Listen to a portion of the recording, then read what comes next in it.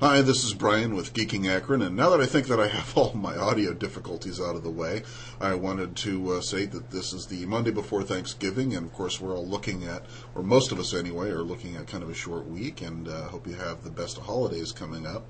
One of the things that I wanted to address was Black Friday. That's coming up. Of course, that's the traditional day after Thanksgiving holiday shopping rush. And just like every year, I choose really not to participate in Black Friday for a variety of reasons, but most of them just basically have to do with my comfort and also just my general dislike of this sort of, I don't know, over-the-top consumerism. Now, I'm as much of a geek as anybody. I like a good gadget and everything else, and I'm not also known as some sort of paragon of, I don't know, religious zeal or anything along those lines, but it's just a little nuts, even for me.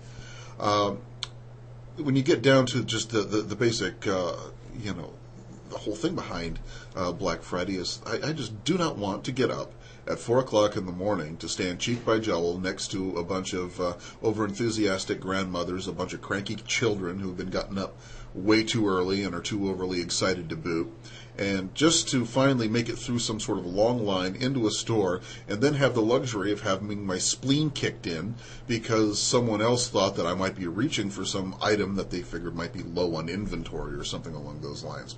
That's just not me. Now, that being said, a lot of people want to save money. They get those circulars in. Some people even know where to find the pre-release black market flyers, so they know exactly what's on sale where before it happens, and they can plan their trips accordingly. And I understand wanting to save money. Hey, I'm all for that. It's at this point that I'd like to point out that most of the retail and brick and mortar operations that you would go to, that you would trust to shop at on any given day, usually have pretty decent online merchant services stuff going on anyhow. And you don't have to wait in lines. You can see automatically whether something's in stock or not. And the prices are probably as good, if not better, even including shipping, than anything that you're going to find in the stores. And it'll save you from having to get up at that proverbial 4 a.m. and also having to buy that extra bottle of ibuprofen for that back shot you took from Granny.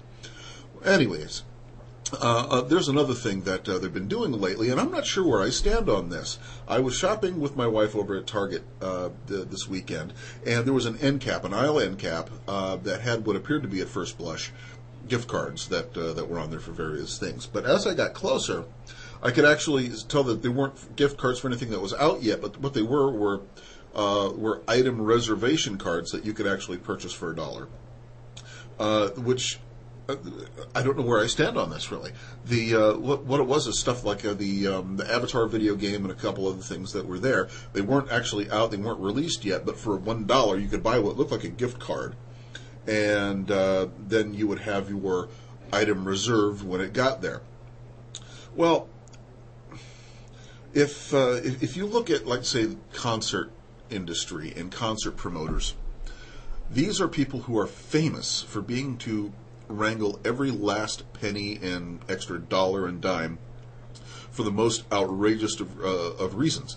If you try to purchase a concert ticket, there's convenience fees, there's merchant fees, there's online activity fees, there's anything else that you can think of that wouldn't leave lawyers just laughing in the dust. Probably does anyway. They'll tack onto these things all in order to make just a couple extra cents for absolutely nothing. But even they don't have the gall to charge people for waiting in line.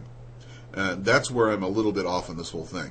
Now, if you really think about it, I'm not going to come down and just blast it for one particular reason, in that if you can pay $1 and then not have to go in and hockey check people out of the way in order to try and get your stuff, I'm all for that. But couldn't they just, give out numbers?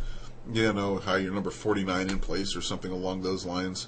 And as soon as they get the stuff in, they say, yes, we have 85 copies of this. People with numbers from 1 to 85, come and pick it up on your convenience for the first 2 days. If you don't pick it up, then we put it back on the shelf.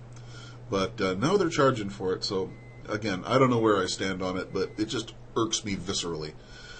Anyhow, that's about it for this one. Again, have a good holiday, and I'll see you afterwards if I don't happen to crank myself up into the idea of doing this again, maybe from home or something along those lines during that vacation time. But anyhow, thanks a lot. Bye.